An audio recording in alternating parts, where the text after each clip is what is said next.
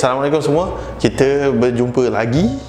Untuk video kali ini saya Encik Syarim, macam biasa saya akan mengajar awak untuk subjek sains. Pada siapa yang dah tengok video sebelum ni kan, saya juga yang ajar kan. Alright, so untuk hari ini kita akan tengok sains untuk tingkatan 4, iaitu koordinasi badan. Koordinasi badan ni dia sebenarnya adalah bab 7 dan dia terbahagi kepada 3 subtopik. Tapi untuk hari ni kita akan tengok subtopik yang pertama, sebab kalau student-student saya yang sebelum ni kan, kita dah sebelum ni diorang dah belajar sampai bab 6. So kita sambung bab 7 lah. Alright, so sistem endokrin manusia itu adalah subtopik yang kita nak belajar hari ini. So sepatutnya untuk video kali ini awak akan tahu apa itu sistem endokrin, apa yang dikeluarkan oleh kelenjar-kelenjar yang ada dalam sistem endokrin ni, dan apa fungsi-fungsi dan di mana lokasi dia, apa kesan kalau berlebihan dan apa kesan kekurangan hormon yang dirembeskan oleh kelenjar-kelenjar tersebut. So itu adalah sepatutnya apa yang awak akan dapat daripada video untuk hari ini. Alright, so kita mula sekarang. Alright, so sistem endokrin manusia. Sistem endokrin manusia ni dia terbahagi kepada 3 lagi subtopik. Lebih kurang dalam 3 lagi subtopik lah. So yang pertama kita akan tengok apa itu kelenjar endokrin. Yang kedua kita akan tengok jenis-jenis kelenjar dan juga fungsi-fungsi dia. Dan juga yang ketiga kita akan tengok punca dan kesan ketidakseimbangan hormon. So ini apa yang ada dalam subtopik ni. Ini maknanya sub kepada subtopik. Nampak macam complicated kan? Tak, jangan risau, kita akan tengok. Alright, so yang pertama kita akan belajar tentang kelenjar endokrin. Apa itu kelenjar endokrin? Kelenjar endokrin ni adalah kelenjar tanpa duktus. Kelenjar tanpa duktus. Maksud duktus tu apa? Dia macam liang. So dia adalah kelenjar yang tanpa liang. Kelenjar-kelenjar yang berliang kita tak panggil kelenjar endokrin. Right, so kita ada banyak kelenjar-kelenjar yang berliang kan, macam-macam lah kan. So ini adalah kelenjar-kelenjar yang tanpa duktus dan kebanyakannya semua ada di dalam badan kita nampak kan. Alright. So apa fungsi kelenjar endokrin ni? Dia mengkoordinasi aktiviti badan dengan bergerak balas terhadap rangsangan persekitaran. Mengkoordinasi aktiviti badan dan bergerak balas terhadap rangsangan persekitaran. So ini maksudnya apa? Maksudnya kalau kata saya, macam contoh saya sekarang ni kan, saya berada dekat studio ni lah kan.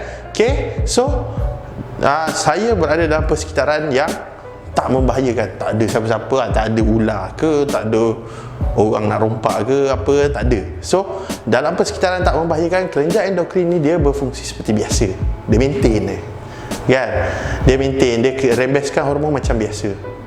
Tapi kalau berlaku sesuatu, macam contoh kalau awak tengok contoh-contoh yang ada dalam buku teks awak, macam dalam buku teks awak ada cerita pasal Burhan ke siapa tak kan nama dia. Tapi adalah seorang individu ni, so dia pergi main kat padang dan dia ternampak ular. So apa yang terjadi?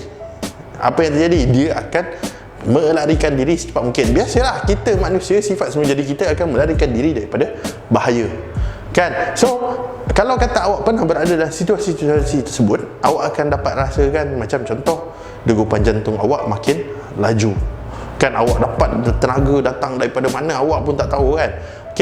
So itu adalah kesan daripada pengeluaran kelenjar endokrin kan. Tapi kelenjar yang mana satu kita akan tengok sebentar lagi. Alright, so kelenjar endokrin dia akan merembeskan hormon. Dia akan merembeskan hormon. Hormon-hormon ni yang membantu tubuh badan kita untuk berfungsi lain macam daripada yang biasa kan. Kalau tidak badan kita macam okey je kan. Tapi disebabkan hormon ni dia boleh keluarkan macam orang kata tenaga luar biasa lah, yang mungkin awak dalam keadaan penat ke apa, tapi tiba-tiba awak rasa segar dan awak rasa uish, apa ni kan, apasal kan jadi macam ni kan. Alright, so dia akan merembeskan hormon. Tengok dia rembeskan hormon, kesan dia adalah lama, kesan dia agak lama. Hormon ni sejenis protein Gerak balas adalah perlahan, merangsang fungsi tisu dan organ khusus dan dirembeskan dalam kuantiti yang sedikit. Okey. So hormon ni dirembeskan dalam kuantiti yang sedikit. Okey. Dan dia bukannya selalu, bukan sepanjang masa je awak terus ada, orang kata kalau kata adrenalin kan. So bukan dia sepanjang masa je badan awak macam okey kan. Alright. So dan juga organ mempunyai reseptor untuk kenal pasti dan bergerak balas terhadap hormon tertentu. Okey, sebab apa? Sebab hormon-hormon ni semuanya ada fungsi-fungsi yang berbeza. Kan? Setiap hormon ada fungsi yang berbeza dan juga dia diarahkan, dia diarahkan ke otot-otot yang tertentu, bukan seluruh badan.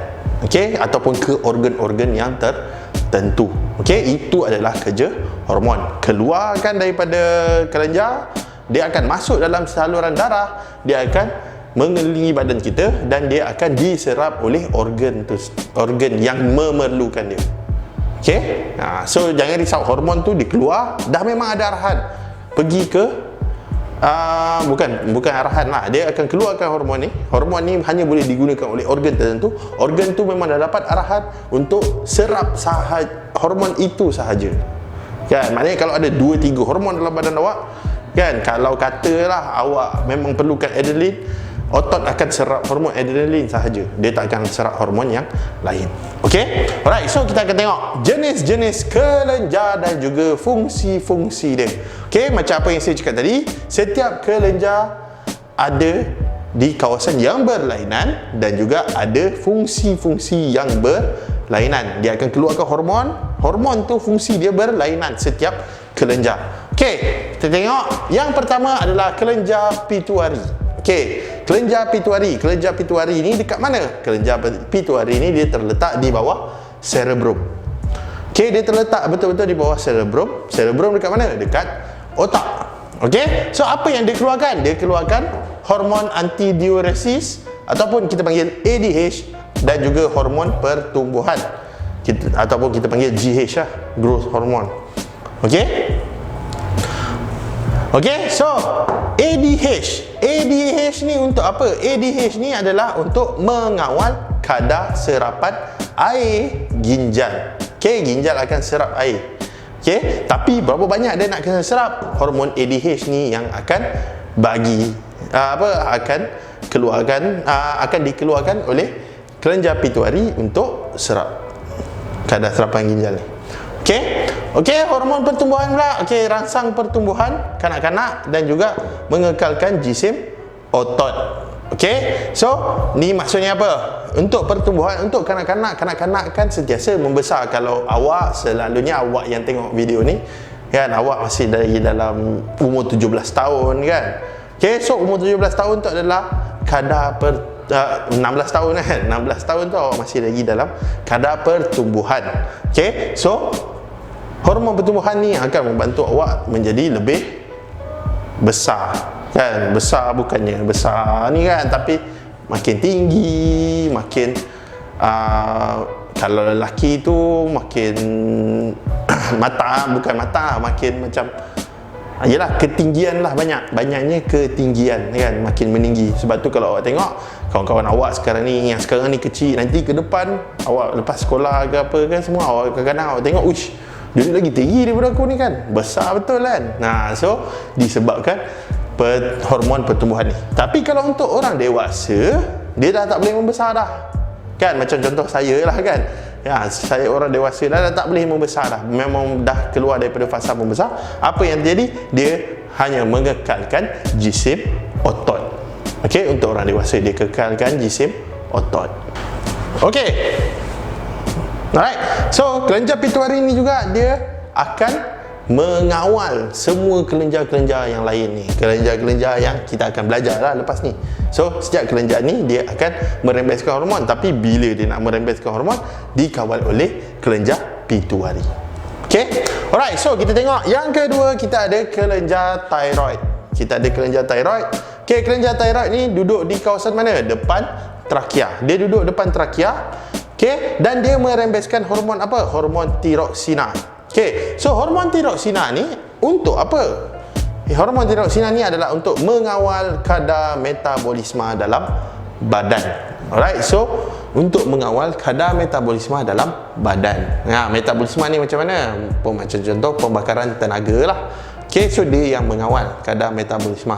So kadang-kadang tengok kan ada orang yang makan banyak tapi kurus, maknanya kadar metabolisme dia tinggi kan, ataupun ada orang makan sikit je tapi besar sikit kan. Sebab apa? Sebab dia kadar metabolisme dia rendah.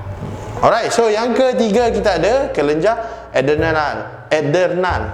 Okay, kelenjar adrenal. Kelenjar adrenal ni terletak di depan ginjal. Dia akan mengeluarkan hormon yang kita paling biasa ataupun paling pernah dengar nama lah, iaitu kelenjar hormon adrenalina. Okay, hormon adrenalina ni untuk apa? Dia akan menyediakan badan untuk kecemasan. Okay, ni macam contoh antara sistem perlindungan badan lah. Okay, alright, so dia sediakan badan untuk kecemasan. Okay, so apa yang dia buat? Dia tingkatkan kadar metabolisme, dia tingkatkan denyutan jantung dan juga dia membesarkan saiz anak mata. Dia tingkatkan kadar metabolisme ni adalah untuk penghasilan tenaga yang lebih untuk awak guna. Okay, meningkatkan kadar denyutan jantung pun sama, untuk meningkatkan tenaga, dan juga membesarkan saiz anak mata adalah untuk menyerap cahaya sebanyak yang mungkin untuk melihat. Kan selalu kan kalau awak kata, kalau awak pernah duduk dekat kawasan panas, apa jadi kat anak mata awak kecil? Sebab apa? Dia nak menghalang cahaya masuk. Sebab apa? Cahaya yang ada di kawasan tu terlalu banyak. Tapi kalau awak masuk kawasan gelap, dia akan jadi besar sebab dia nak serap cahaya sebanyak yang mungkin, sebab awak nak tengok keadaan sekeliling. Okay, tapi kalau hormon adrenal dia masuk ataupun dia kick in, okay, bila dia masuk dalam badan, so dia akan besarkan juga saiz anak mata untuk serap cahaya sebanyak mungkin supaya penglihatan awak lebih jelas. Okay, alright. So adrenalina ni tak semestinya waktu awak dalam bahaya je kan, dia ada macam-macam. Macam contoh waktu awak bersukan kan, adrenalin awak dah penat ni, tiba-tiba awak rasa boleh lari lagi jauh lah, boleh lari lagi laju lah kan. So awak macam apa pasal ni tiba-tiba kan, tapi lepas tu penat balik. Tu biasa. Itu sebab apa? Sebab waktu awak bersukan pun hormon adrenalin boleh masuk kan, dia akan trigger. So bila dia trigger, so awak akan rasa lebih bertenaga, tapi untuk masa yang sekejap lah. Okay, tak adalah lama sampai setengah hari ke, tak tapi mungkin untuk 5 minit, 10 minit kan. Okay, alright. Okay, so kita tengok kelenjar yang seterusnya, iaitu pankreas. Kita ada kelenjar pankreas. Kelenjar pankreas ni dekat mana? Dia duduk di belakang perut. Hormon apa yang dirembeskan oleh pankreas adalah insulin. Ni biasa awak dengar, kebanyakan daripada kita biasa dengar kan, insulin. Cucuk insulin. Bukan kita lah, tapi mungkin orang-orang yang tua, lebih tua kan, atau nenek ataupun ibu ayah kan. Okay, cucuk insulin ni untuk apa sebenarnya? Okay, sebab untuk mengawal glukosa dalam darah, dan dia akan bertindak untuk menukarkan glukosa berlebihan kepada glycogen. Okay, so insulin untuk kawal glukosa dalam darah. Okay, so kebanyakannya orang yang diabetes akan cucuk insulin. Kenapa? Sebab pankreas dia dah tak mengeluarkan hormon insulin dan kadar yang normal. So maknanya dia dah tak boleh nak kawal kandungan gula dalam darah. So kena cucuk insulin untuk membantu. Cucuk insulin daripada luar untuk membantu untuk mengawal kadar gula dalam darah. Kalau tidak, bahaya. Okay, kalau orang-orang kencing manis kan, so dia memang sangat berbahaya. Dia memang perlukan suntikan insulin ni. Okay, alright. Seterusnya kita ada ovari dan juga testis. Ini adalah dua kelenjar yang boleh kata berada untuk testis di lelaki dan juga ovari di perempuan. Okay, alright. So ovari, kita akan tengok dulu ovari duduk di mana. Ovari duduk di ruang pelvis. Okay, dia akan merembeskan hormon apa? Dia akan merembeskan hormon estrogen dan juga progesteron. Dia ada 2 hormon. Okay, iaitu estrogen dan juga progesteron. Okay, untuk estrogen, apa dia buat hormon estrogen ni? Penghasilan ovum dan mengawal ciri-ciri seks sekunder perempuan. Okey, so apa dia buat? Dia hasilkan ovum dan juga untuk mengawal ciri-ciri seks sekunder perempuan. Okey, memaksudkan badan perempuan kan dia punya badan perempuan kan dia mempunyai bentuk-bentuk yang tertentu. Okey, sebab apa? Sebab dikawal oleh hormon estrogen. Okey. Alright, progesteron pula dia akan mengekalkan ketebalan dinding uterus. Okey, so progesteron ni untuk apa? Progesteron ni memang untuk membantu proses kehamilan. Okey, untuk wanita membantu proses kehamilan. So, tebal dinding uterus adalah untuk embrio datang melekat dekat situ dan lama kelamaan dia akan mengandung lah, kan? So daripada embrio tu dia akan membesar jadilah awak. Okey, alright. So untuk testis dia berada di kawasan skrotum, okey, iaitu di bahagian bawah. Okey, so dia ada di skrotum. Okey, dia menghasilkan hormon testosteron. Okey, menghasilkan hormon testosteron dan juga apa benda hormon testosteron ni? Dia adalah untuk mengawal ciri-ciri seks lelaki dan juga untuk penghasilan sperma. Okey, okey, so awak boleh nampak kan. So kalau kata lelaki kan yang ada otot-otot semua tu kan, so banyaknya dia mempunyai testosteron, kadar testosteron yang tinggi. Okey, so dia ciri-ciri kelakian dia lagi nampak lah. Sebab apa? Sebab testosteron dia. Okey, alright, so kita tengok untuk yang terakhir, kita akan tengok subtopik yang terakhir untuk subtopik ni, iaitu punca dan kesan ketidakseimbangan hormon. Okey, punca dan kesan ketidakseimbangan hormon. Kita dah belajar dah pasal jenis-jenis kelenjar kan, kat mana kelenjar, untuk apa fungsi-fungsi dia. Okey, dan setiap kelenjar ni dia akan berfungsi, dia sepatutnya berfungsi dengan sempurna. Tapi kalau dia tak berfungsi dengan sempurna, dia akan ada kesan-kesan dia. Okey, untuk kali ini kita akan tengok apa kesan kalau hormon tu kurang ataupun hormon tu lebih. Semuanya ada sebab-sebab dia. Semuanya ada kesan-kesan dia. Tapi untuk kali ini kita akan tengok, saya letak satu je lah. Tapi kalau awak tengok dalam buku ada banyak lagi. Sama juga macam kelenjar-kelenjar yang ada ni kan. So memang fungsi-fungsi hormon ni dia ada banyak lagi. Awak boleh letak, cuma untuk kali ni saya letak satu je lah. Okay, alright. Okay, so punca dan ketidakseimbangan hormon, okay, disebabkan oleh kelenjar endokrin yang tak berfungsi secara sempurna. Okay, kelenjar endokrin yang tak berfungsi secara sempurna. Sepatutnya semua cantik je kan, semua sempurna. Tapi bila dia tak berfungsi secara sempurna, ada kesan dan akibat dia. Okay, alright, so tengok. Yang pertama kita akan tengok hormon insulin. Kita akan tengok hormon insulin lah.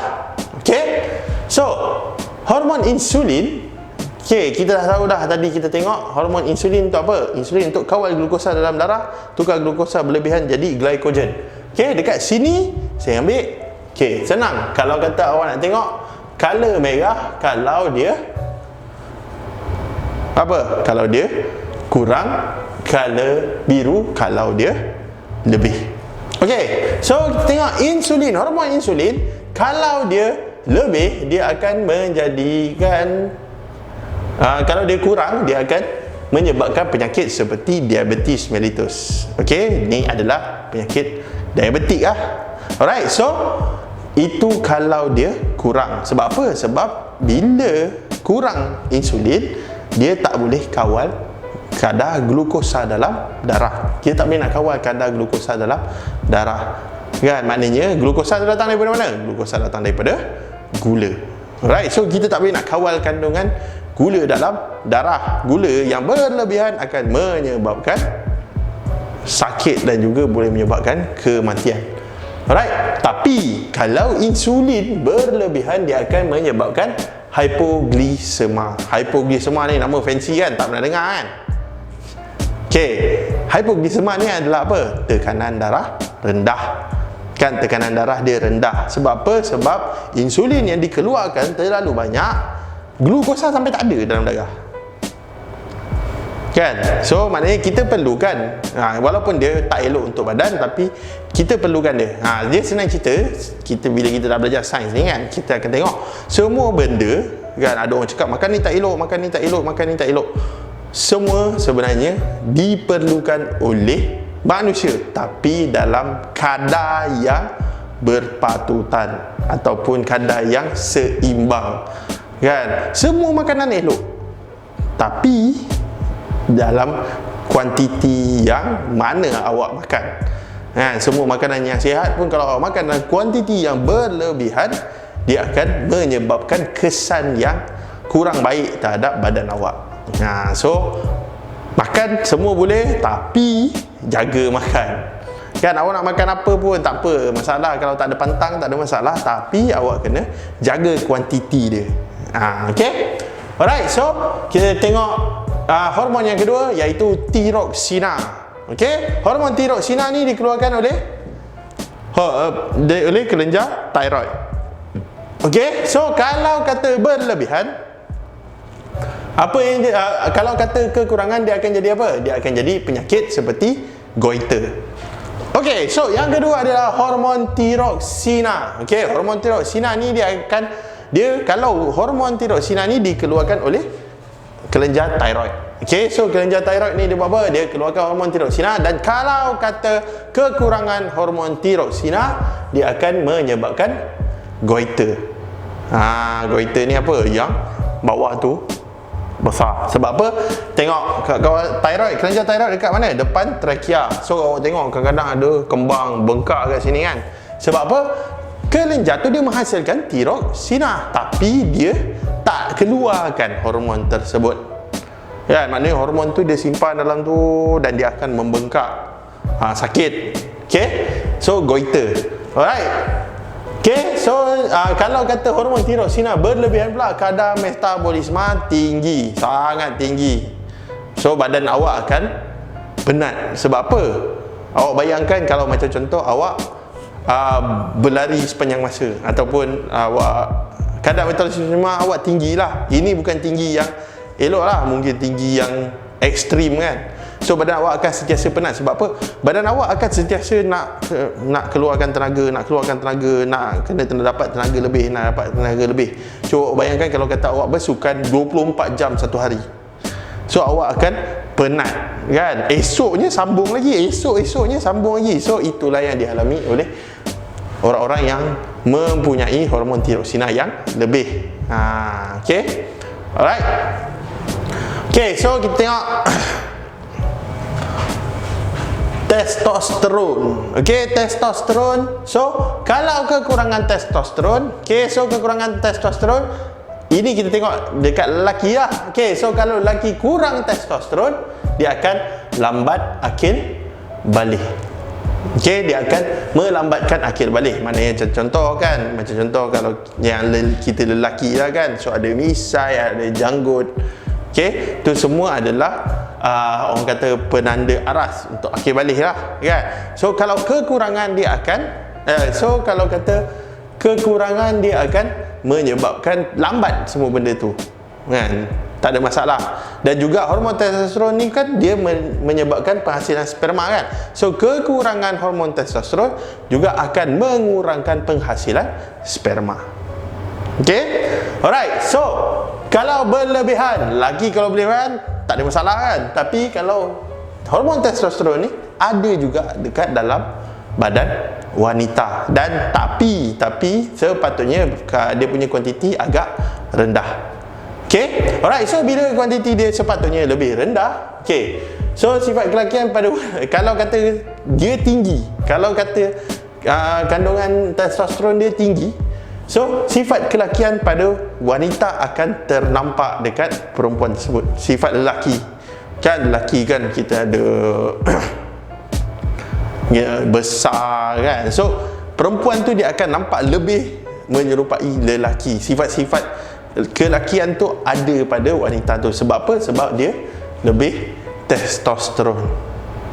Okay, alright. So kita tengok estrogen. Estrogen pula adalah perkembangan ciri seks perempuan terjejas. Itu kalau kekurangan estrogen. Okay, perkembangan ciri seks perempuan terjejas. Maknanya kan macam saya bagi tahu tadi, perempuan ada tubuh badan yang tersendiri. So bila kekurangan estrogen, so dia akan mengurangkan ciri-ciri tersebut.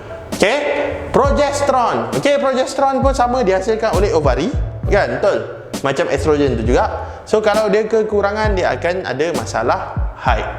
Okey, dia akan ada masalah haid untuk perempuan tersebut. Dia susah untuk dia kitaran haid dia berlainan dan sebagainya. Okey, alright. So hormon pertumbuhan pula. Okey, hormon pertumbuhan tadi kita dah belajar di kelenjar pituitari.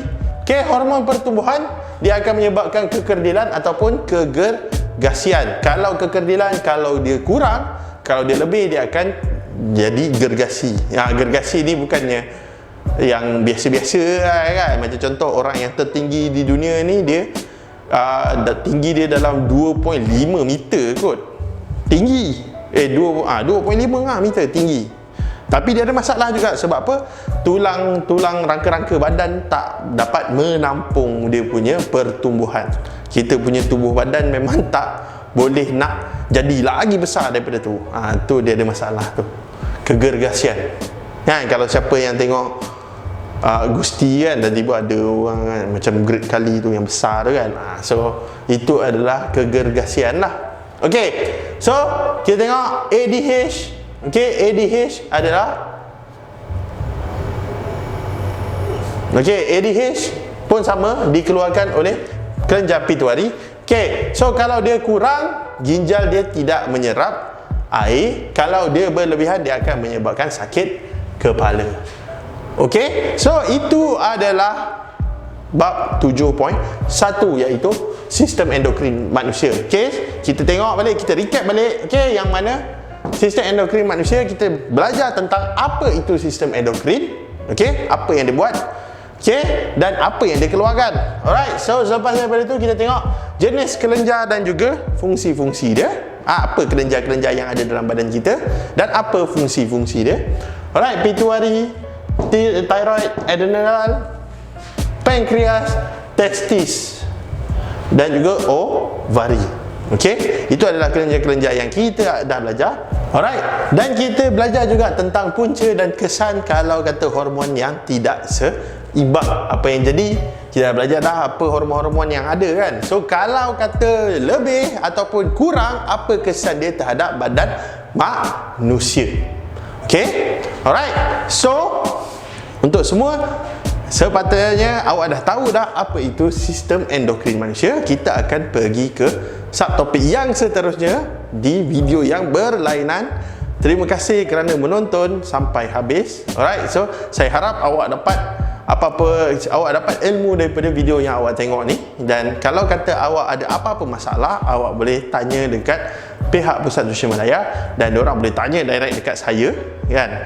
Ataupun awak boleh ikut Telegram, awak boleh ikut Instagram, Facebook dan macam-macam lah.